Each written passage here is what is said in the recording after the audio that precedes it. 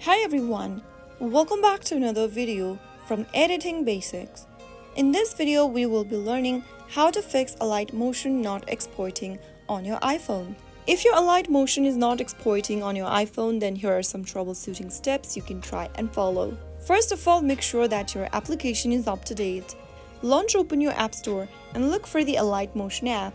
Once you find this app preview page, look if there is an update button available. If there is one, tap on Update to get the latest version of Alight Motion installed on your device. Now, the next thing you would want to do is to force close any application running on your background at the moment. Swipe up from the bottom of your iPhone and bring the app switcher cards on the screen. Push upwards to the app card and release in order to force close the application. Soon after you force close all of the application on the background, reboot your device once. Press and hold the power switch for your mobile device and restart your device by choosing the restart option.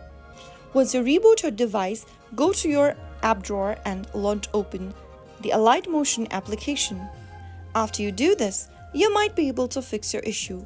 Go ahead and select the project you would like to export and then try exporting your video now and see if that fixes your problem. So those were some of the fixes you could try out if your Alight Motion project is not being able to export. If you found the video to be helpful, go ahead and give us a thumbs up. Don't forget to subscribe to our channel by hitting the subscribe button. Press the bell icon so that you'll never miss another upcoming upload from us. I will be back again in the next episode. Thank you for watching.